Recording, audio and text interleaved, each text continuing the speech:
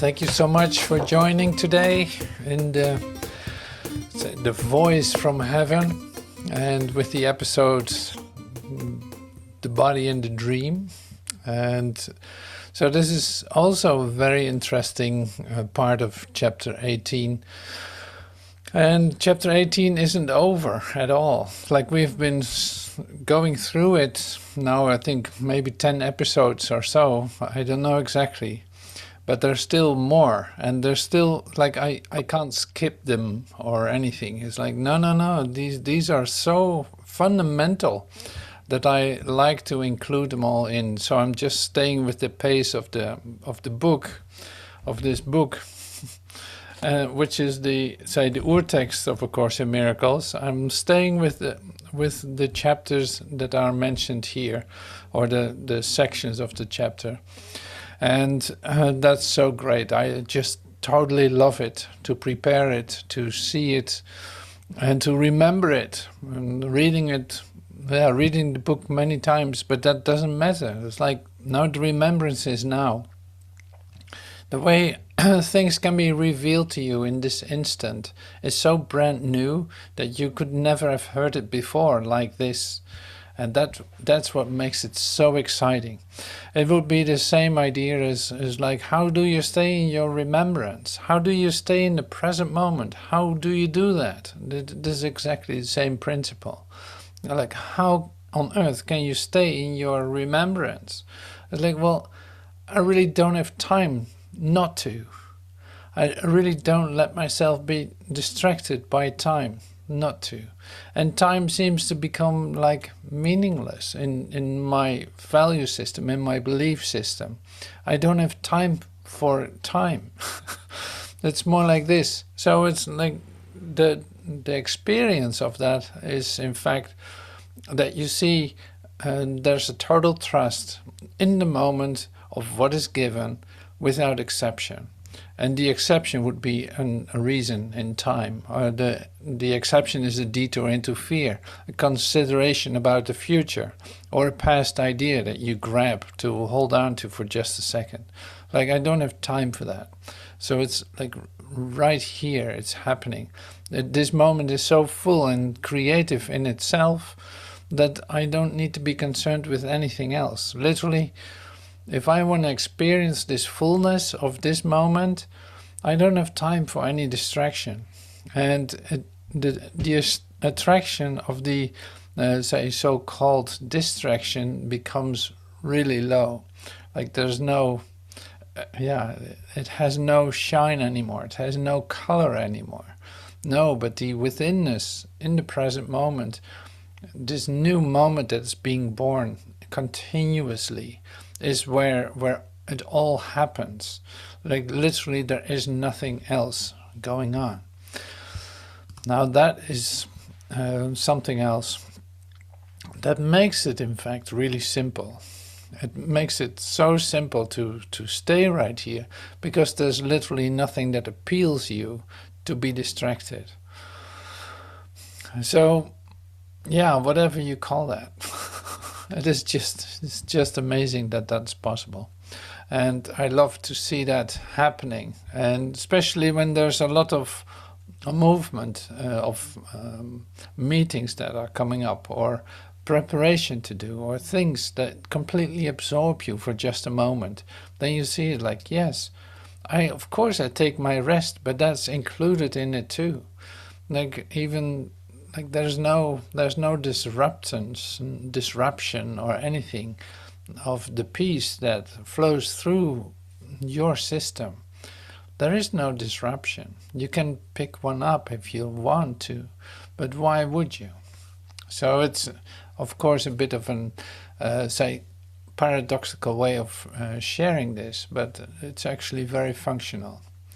It doesn't work any other way, in other words.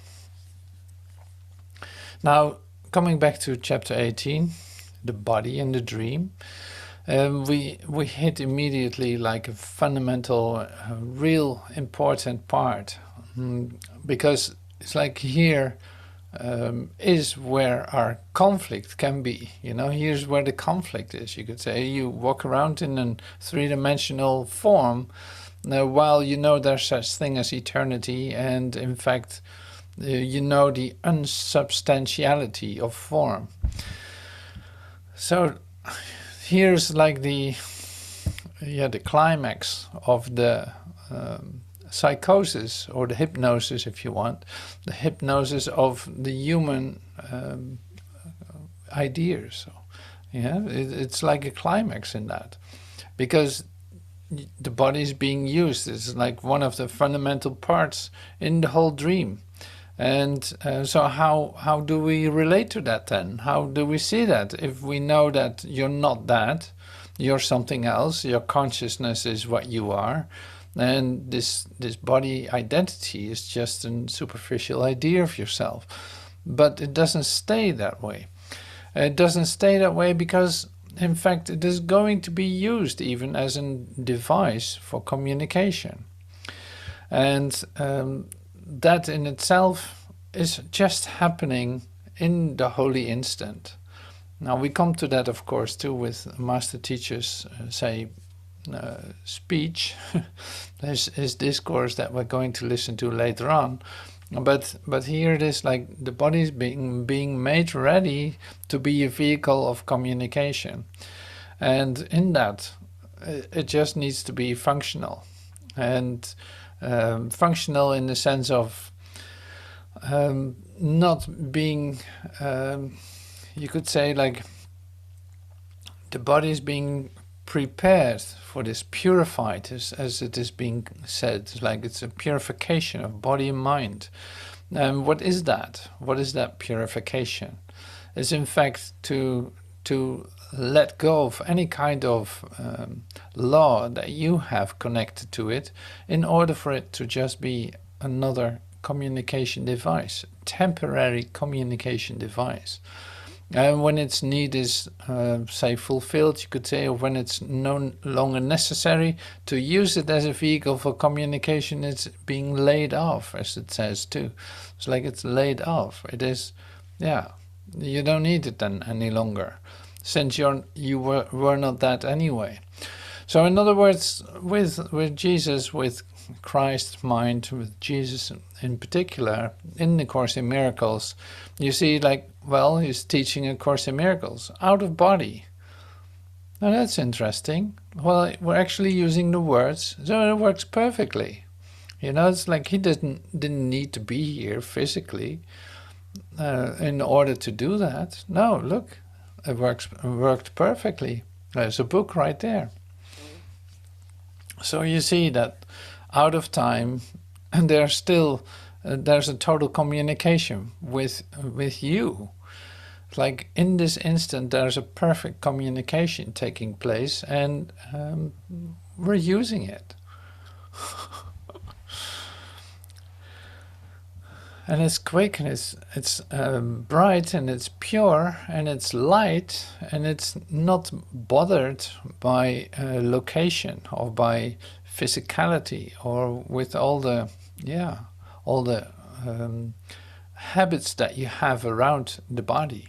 So here it is with the Course in Miracles. Then it's so great to receive that from somebody out of body, out of time, receiving it directly into your dream. Like the setup is just amazing, because it literally is going to do the same with you, you could say.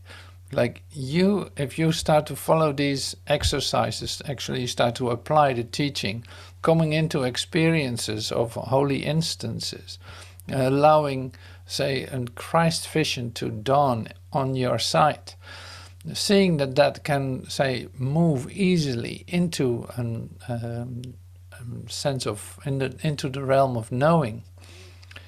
You start to discover that all the laws that you have made and all the considerations that you had have in fact nothing to do with anything.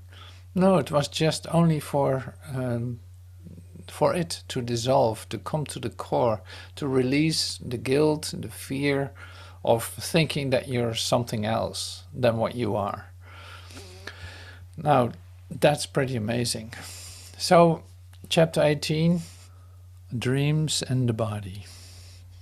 She is particularly interesting, isn't it? Okay, here we go. Well, there it is. There's nothing outside you. That is what you must ultimately learn, for it is in that realization that the kingdom of heaven is restored to you. Now you can't imagine that it would be that easy, right? There's nothing outside of you. That's what you must ultimately learn. And everything is set up for that, to learn that. So you think there's something outside of you. Okay, well, there's something to learn then. There isn't anything outside of you. And why would you learn that? Well, to come to the realization that the kingdom of heaven is within you, and nothing can do anything with that. For God created only this, and he did not depart from it, nor leave it separate from itself, from himself.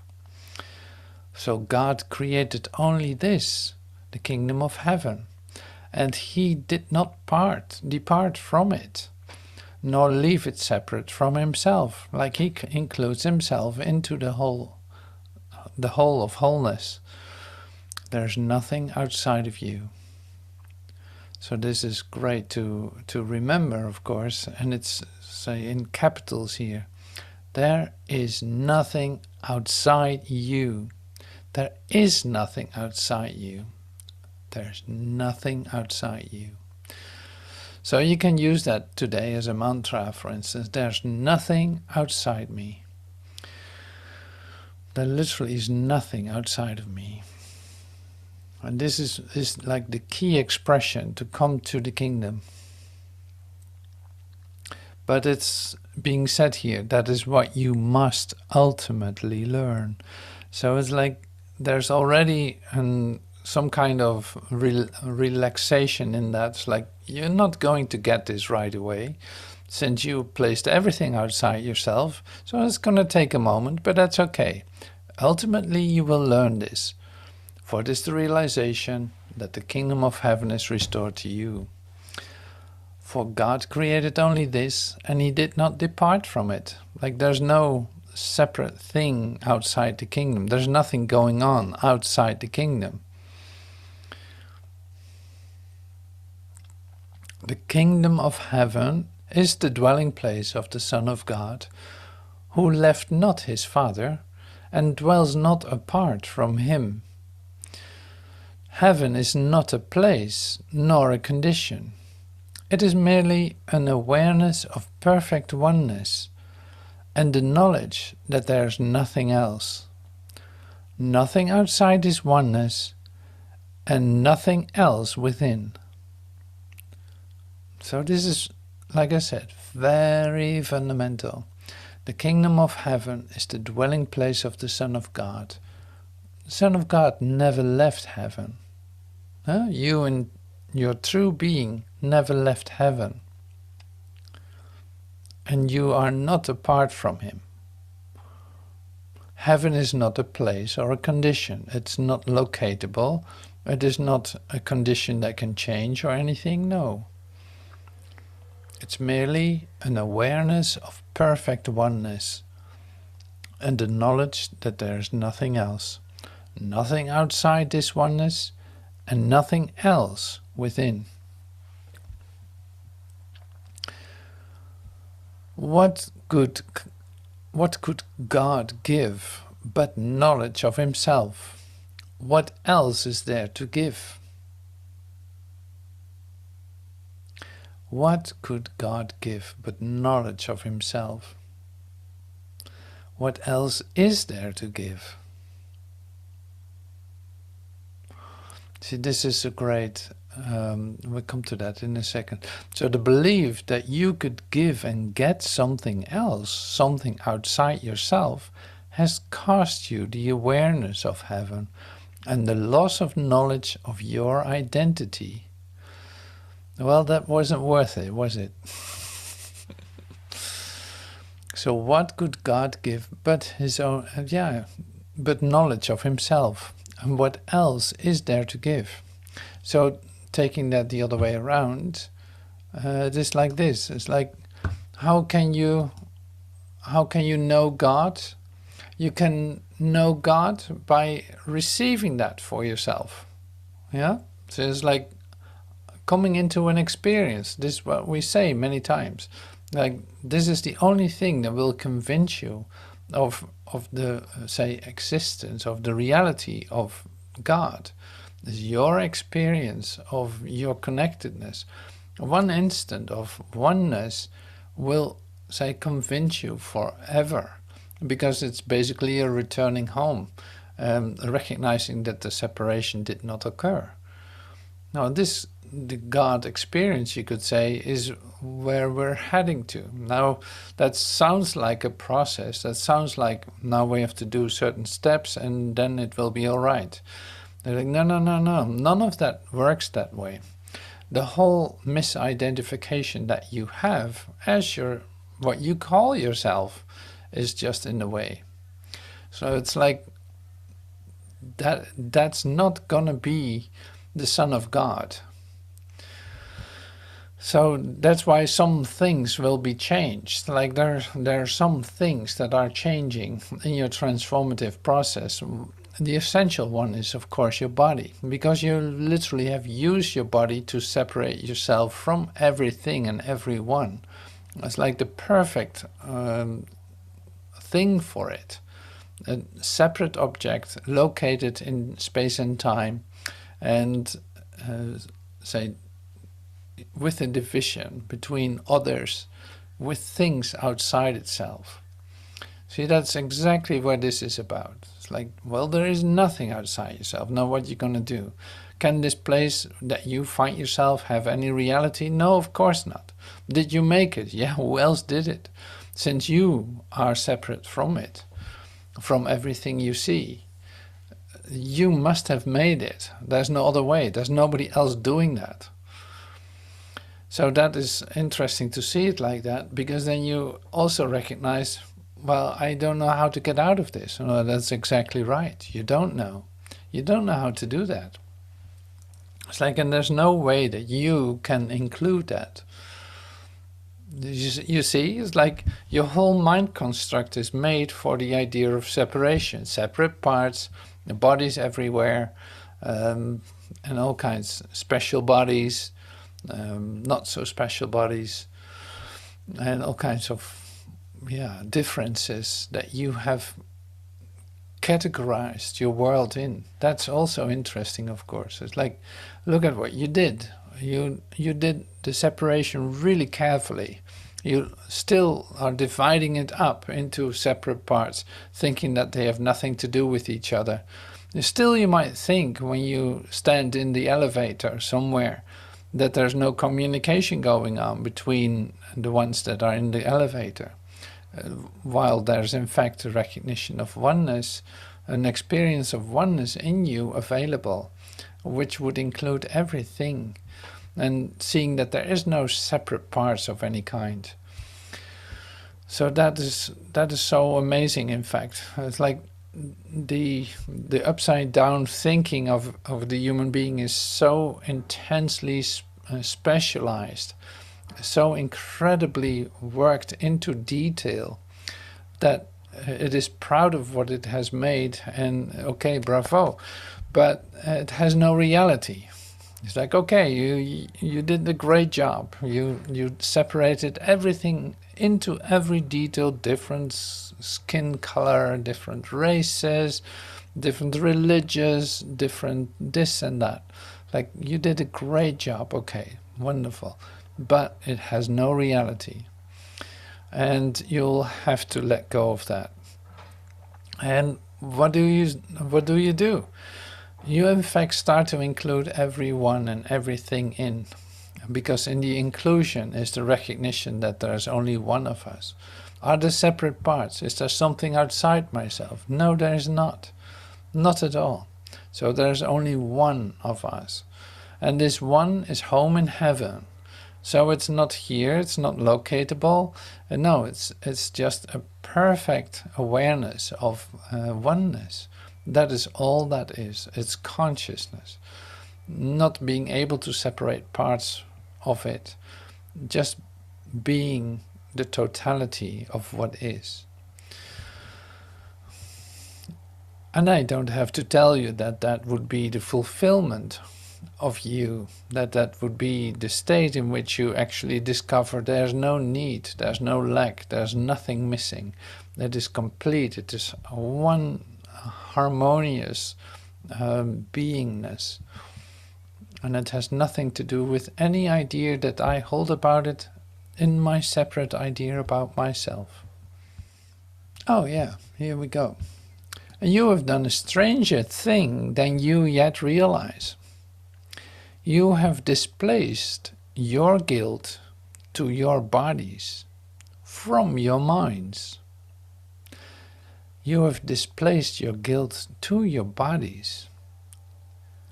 That's a strange thing to do, right? You have displaced your guilt to your bodies from your minds. Yet a body cannot be guilty. The body cannot be guilty, right? That's impossible, for it can do nothing of itself. You think you hate your bodies. Deceive yourselves. You hate your minds, for guilt has entered into them, and they would remain separate, which they cannot do, because minds are joined, right? Minds are joined. Bodies can be separated, because it is like a separate object. But the body cannot do anything of itself. So you who think you hate your bodies, deceive yourself. You hate your minds, for guilt has entered into them, and they would remain separate, which they cannot do.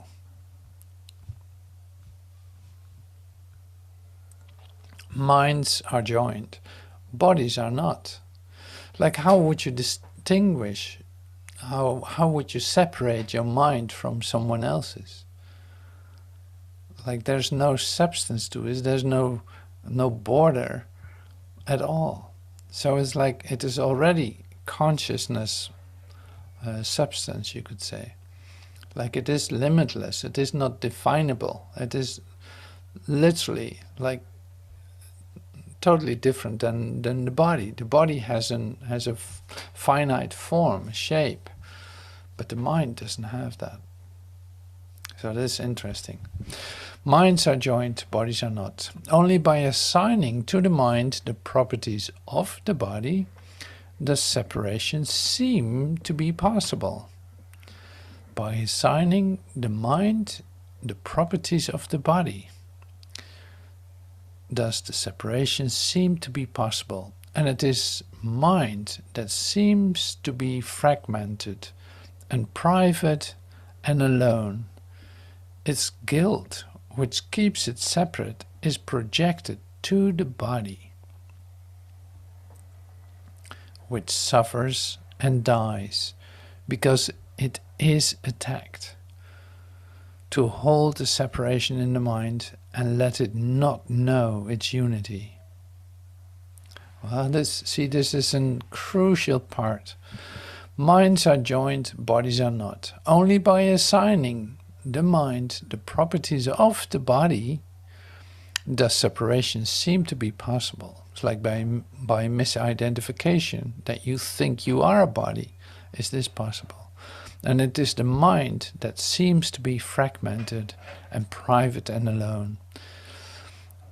Literally, you use your body for that, to prove that to yourself. You sit on that couch being lonely and being afraid and feeling very guilty. And it's only happening in your little bubble. And it has no reality, since your mind cannot separate. In the meantime, you think about everyone and everything, and about the beautiful days and the not so beautiful days. It's like you think about that with your mind, and you think that that is only experienced by you in your little bubble.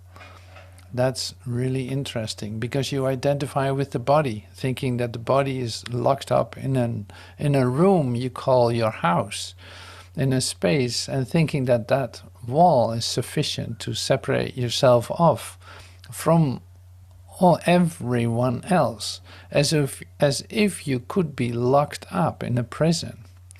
Now that is not possible. and it is very well accepted in the world as being a truth. You know, it's like we lock people up in prisons thinking that we can separate them off from society, from because they're dangerous. Now, bodies cannot be dangerous, right? So what does this mind do? Is this mind separated? No, that's impossible. So even that is a crazy idea. It's like to lock people up would be a crazy idea. Thinking that that would, say, bring about a separation. Not possible. Not possible. And it is mind that seems to be fragmented and private and alone. Yeah, it looks like that. Its guilt, which keeps it separate, is projected to the body, which suffers and dies, because it is attacked to hold the separation in the mind and let it not know its unity.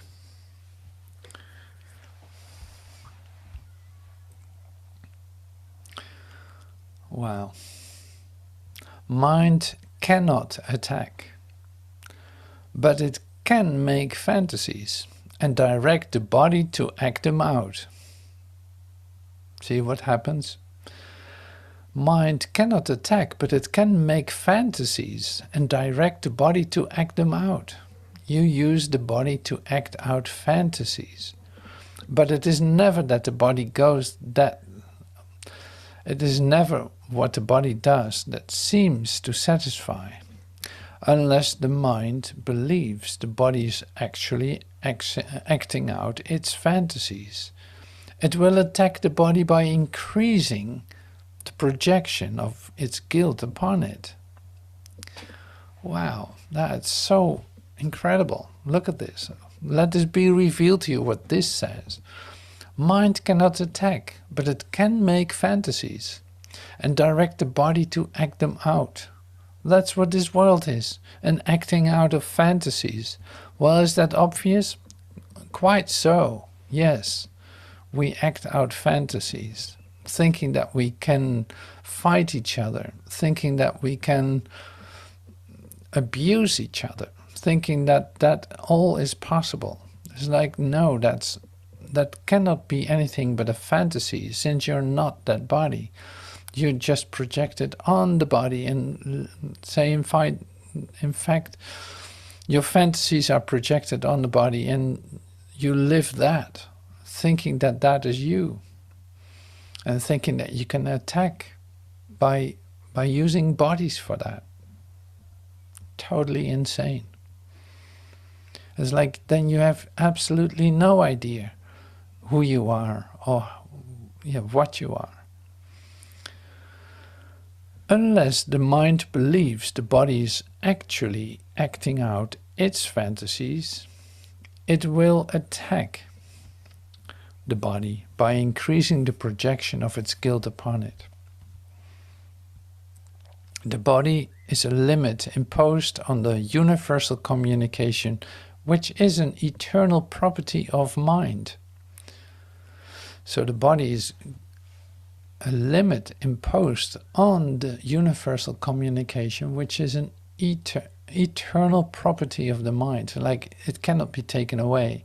Now, the body is just used to limit that communication. But the communication is internal. It has nothing to do with an outside thing. So that would never be communication in the first place. Mind reaches to itself. It is not made up of different parts which reach each other. It does not go out within itself. So I'm really excited here about what we're reading, because it literally is going to, in fact, express to you what true communication is. Within itself, it has no limits. Mind within itself has no limits. And there is nothing outside it. How could it possibly be something outside when it doesn't have limits? There is nothing outside itself because it does not have limits. It encompasses everything. It encompasses you entirely. You within it and it within you. There's nothing else, anywhere or ever. The body is outside you and seems to surround you, shutting you off from others and keeping you apart from them and them from you. But in reality, within itself, mind has no limits. There's nothing outside of it. That would be impossible. It encompasses everything. It encompasses you entirely. You within it and it within you. There is nothing else, anywhere or ever. You cannot put a barrier around yourself, because God has placed none between himself and you. Like, whatever you think you're doing, however you think you're limiting yourself, however you think you're imprisoning yourself, remember this: you cannot put a barrier around yourself, because God placed none between himself and you. Your hand can stretch out and reach heaven. You whose hands are joined have begun to reach beyond the body, but not outside yourselves. That's an interesting expression. It's very, in a certain sense, very mysterious, but really great. You cannot put a barrier around yourself, because God placed none between himself and you. Your hand can stretch out and reach to heaven. You whose hands are joined, figuratively, and maybe even, say, literally, have begun to reach beyond the body, but not outside yourselves, to reach your shared identity together. Could this be outside you, where God is not? No, of course not. So this is so lovely. I love it. I love it.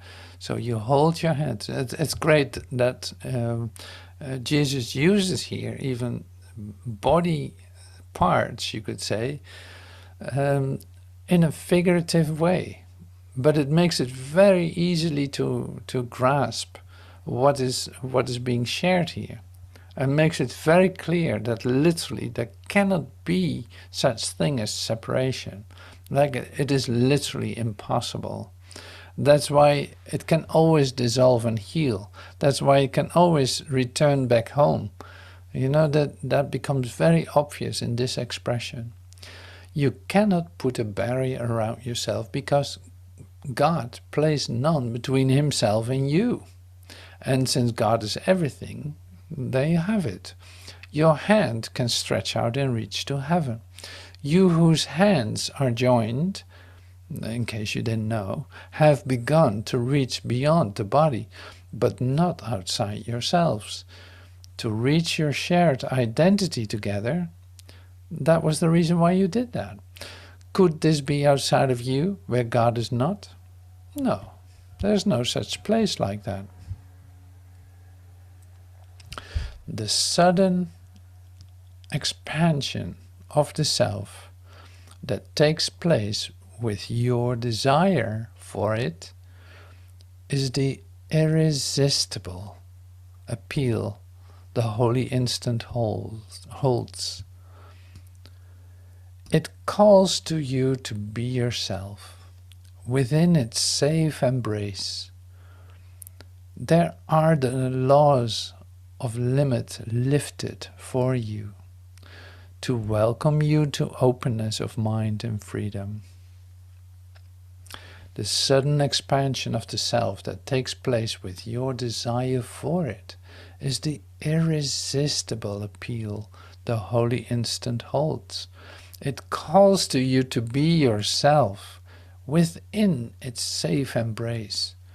There are the limits, there are the laws of limit lifted for you, to welcome you to openness of mind and freedom.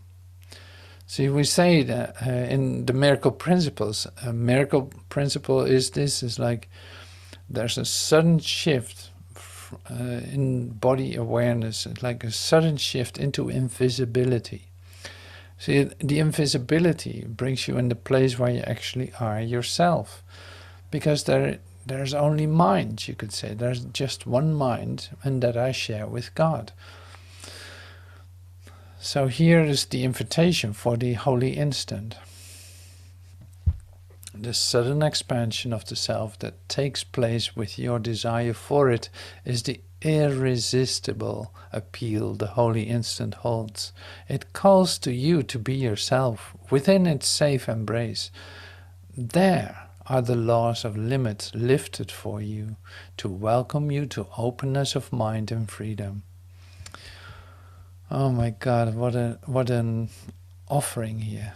Unbelievable. Well, here we have it. So come to this place of refuge where you can be yourself in peace, not through destruction, not through a breaking out, no, but merely by a quiet melting in.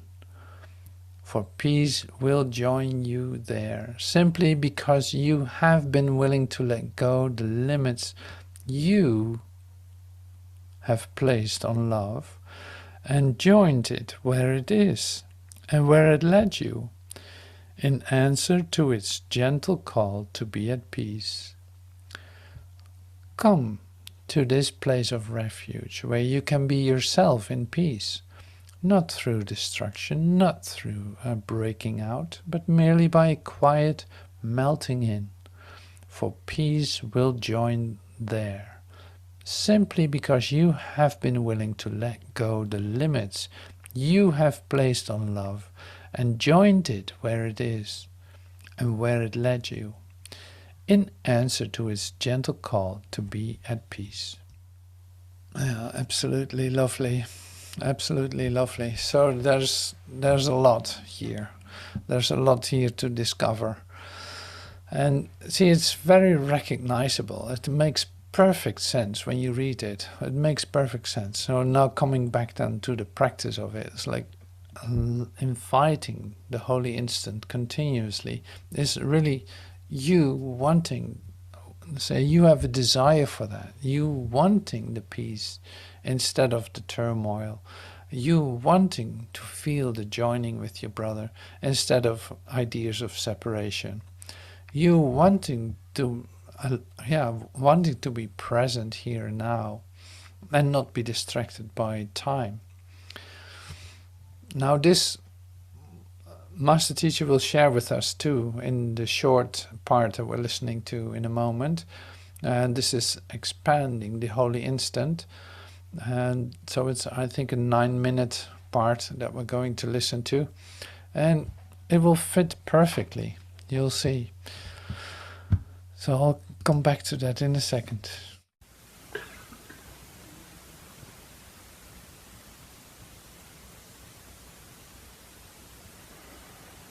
Yes.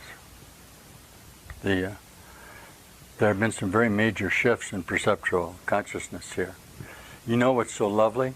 You guys begin to communicate with each other in the great rays at another level of association. The more that you release your perceptual associations with yourself, this is what these high brothers are doing, the more that you'll accumulate and accumulate new energy and associate at a new thought form. If you're just being held by your own self in your own bondage of thought, you see. Remember that it's your obligation to undergo this. Don't try to experience it in relationship with your brothers, guys. It won't work. Your relationship is false. You keep trying to identify where he is in his spiritual awakening. That's absurd. He can't be anywhere that you don't posture in, man. Everybody got that? Okay. Are these holy instances happening to you now? Sure. Are these stored up in your genetic relationships? Of course. Those of you who are beginning to have these lovely memories will suddenly have a lovely memory of this. This is a memory. you'll go, oh yeah, I can remember being here and sitting here and going through this, and you'll be absolutely right. We are reminiscing about this right now. We're actually outside of time talking about it together. Isn't that fun? We're really standing outside. Is that Jesus with us? Yeah. He's a little short guy. He's about 5'4" with a hook nose and pock face. He's a 6'4" redheaded Irishman. I changed that. He's sitting right here in this chair. Whew, teacher. There he is right here. Would you like to see that energy? The energy of the Course in Miracles is this energy. Are you guys there? Remember that the Course in Miracles is an established thought form association out of time, but still in the congruity of the association with perceptual reality. All right? It's a borderland. Okay? The contact that you're feeling, although some of you may transcend it into your own whole light, will be a contact with this final Christ face. Many of you are undergoing experiences that transcend what you call the rim of fire, and you are actually going into full illuminations. When you do that, you will not long remain here, but certainly we would like to use your revelation to cause vision, which is what I'm doing.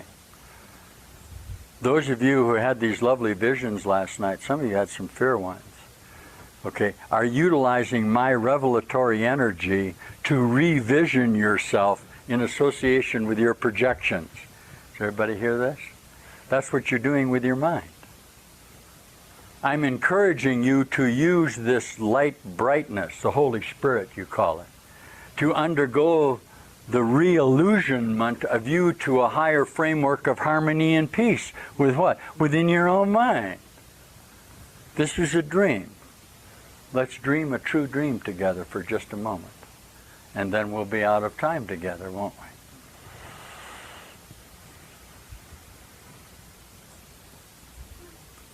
we? Yes.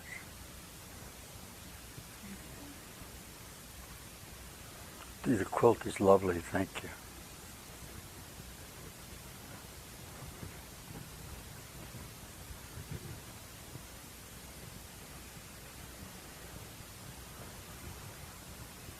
Jimmy, you're looking good. You're going to be bouncing up real high here all of a sudden, teacher. You want to stay in the bod and walk around a little bit and get real bright? I'll do that for you if you want to, or you want to change and have a different one. Look, I repaired this one sufficiently. Huh? Well, any of you guys that, you know, stay in it, I wouldn't recommend that you trade this. I wouldn't go through another death experience. There's no need for you. This one works okay. Why not use this one? You've got a real good dream going here, right? You've got it all together. Why would you want to go through another death? Don't do that. Okay? If you're capable of hearing me tell you this, you're capable now. And I know you're early. And Jesus says in the Course, there are very few consciousness in this fold of time who have reached the capacity for a full maturation to reality. But you wouldn't be sitting here if you couldn't do it. I just took a look at what you've designed your death to be. Don't do that. No, I've already been through that. That way won't work. You think it's going to be real gentle and easy, and this one you're going to do is going to be real gentle and easy, but you're still going to have to face. You're going to come back and you're going to be sitting right there. And the next time it won't be so gentle and easy. Why? You have to undergo all of the stress and pain that you subtracted from your mind, okay, and have died rather than experience. I want to encourage you to go through the experience now, even if it appears to be painful to you. I'll give you all the sacrifice you want, but make it. Go ahead. What have you got to lose? Make the last useless journey, as Jesus calls it, the journey to the cross.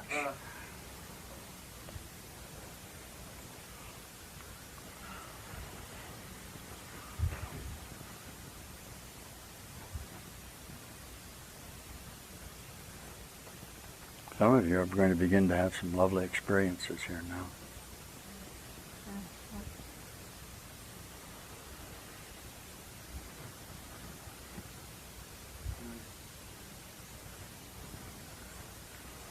Remember that what I'm teaching you at this level is literally out of time. I am making no provisions for your future at all. A lot of you are going to go out and have a future and die. I'm not offering you that. I'm offering you the immediacy of salvation. I'm not offering you conceptual associations where you can stay here and have an establishment of a church. The church that we've established makes no allowances for time at all. It simply says now is the time when you don't need the church. Did you need the church for the moment that you needed it? Of course. Then make your whole life this church of full endeavor.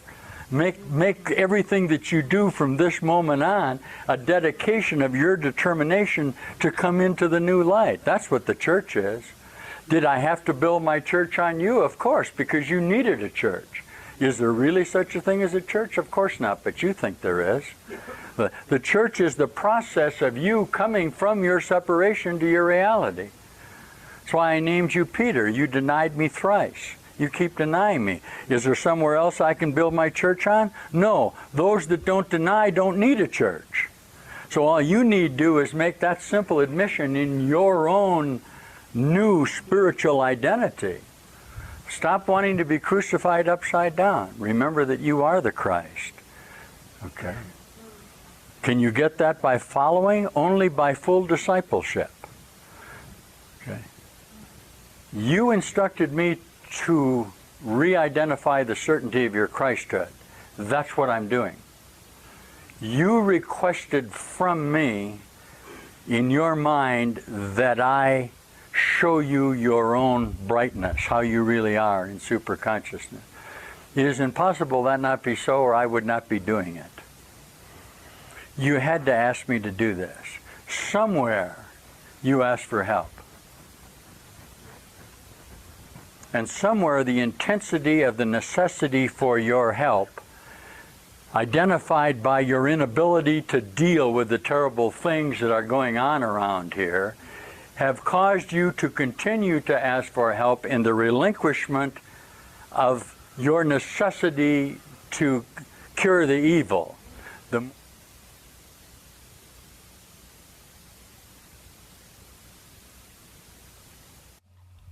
All right. Thank you, Master Teacher.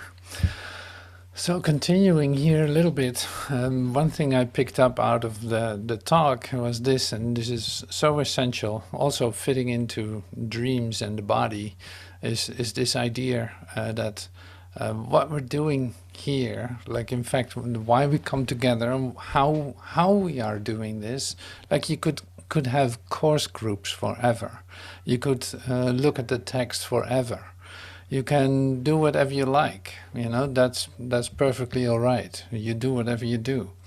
But what we're doing here, and that's emphasized also in the talk with Master Teacher, is in fact go to that place that you actually don't want to go, which is not necessarily intense and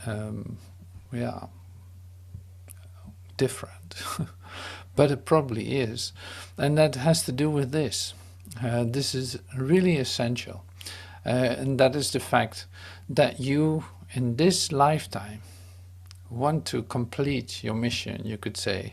That you want to completely do this in terms of embracing this dream, embracing it, letting it dissolve, and come to the perfect recognition of your say oneness with God. See, that is why we come together. That is why you individually have decided to do this. This is also important. It's like it's your individual decision to do that. Nobody else can do that for you. You do this. It is your individual decision. Now this is important. And the other part that is really important is this. Because of your decision, it's not that you have to suffer. It's not that you have to make sacrifices.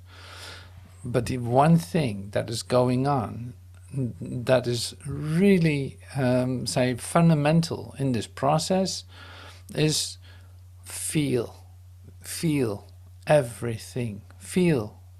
Don't try to make it gentler, make it easier for yourself. Don't try to get out of it.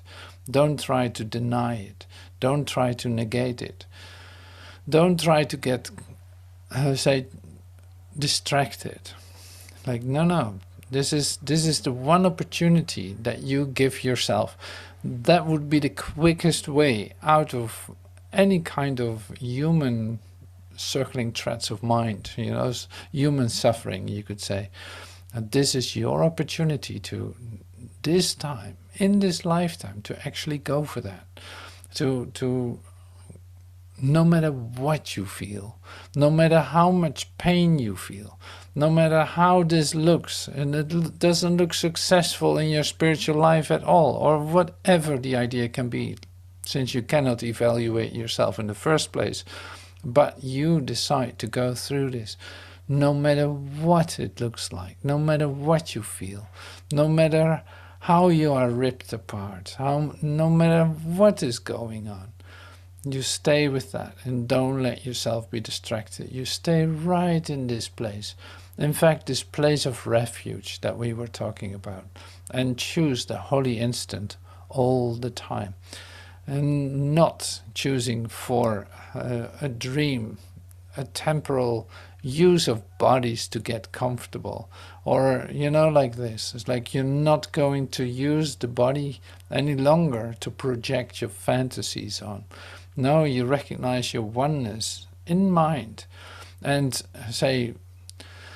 are opening up and feeling everything that is necessary to come to this purification of body, to make this body one again, like this body whole again. Now that is really the opportunity that is given us.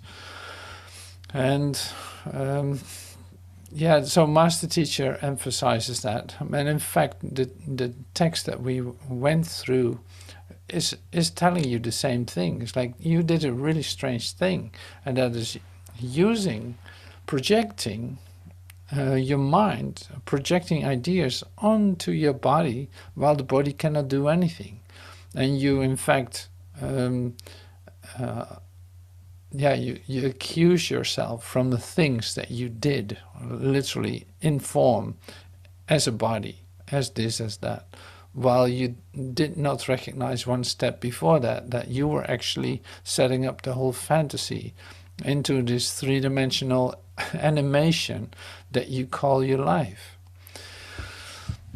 Now that is really interesting to look at it that way. So now in the undoing of it all, is also the everything that you have done, whether that's consciously now in this lifetime or who knows how that works, is like to come to the undoing of that physically, to in fact take out all the projections, and no matter what the body responds and how it responds, what you feel, because the body in fact does not respond in the first place.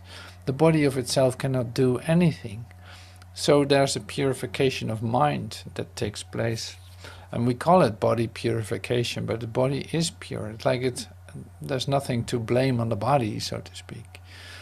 Now, to come to that full recognition that there's literally nothing outside of you, that all the healing that can possibly take place is in you, in your mind, by in fact not putting any limits on what is unlimited, by seeing that communication is whole in the first place and cannot be fragmented or limited in any kind of way, because then it's not communication.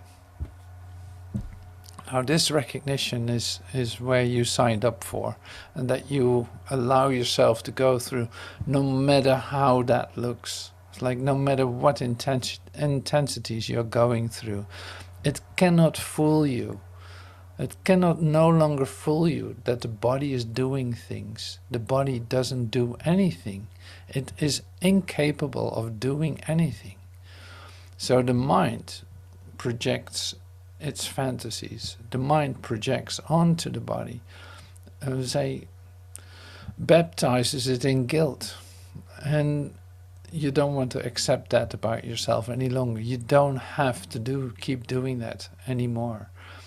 So that is the process that is taking place. That's why this is like a resurrection. You could say it's in recognizing the body for what it is, and not for anything else. And you see, if I say this like this, you see where your mind is entangled with the body, with very specific ideas that you think are really caused by the body. Now this is the place where the undoing is taking place, because the body doesn't do a thing. There's nothing outside of you, and you're certainly not that body. That would be impossible, since you're limitless. Now you can't say that about your body, and I don't have to. I can challenge you to feel that. So it's go run for a day, and go run 20 kilometers an hour for a day or two. You see that the body is not limited. You see that the body is limited, but your mind isn't. So that's interesting. Anyway, so this is one thing, and this was in fact, a very intimate place, an intimate moment together, because we come to the point where the commitment to waking up in this instant, in this lifetime, is really given to you, to let that occur and not postpone it and say leave it up to the future, and making a future again. In fact, being tempted to make up a future for yourself. Like you cannot afford yourself to do that any longer if you have heard this. So thank you so much for hearing that, and we help each other in achieving that goal, you could say. Totally available to let that occur, but it is an individual story. It's an individual decision. So thank you so much for being part of this, and we continue on Friday with this specific meeting, A Voice from Heaven. So I hope to see you there, or maybe in one of the other activities that are available. Thank you so much, and see you soon.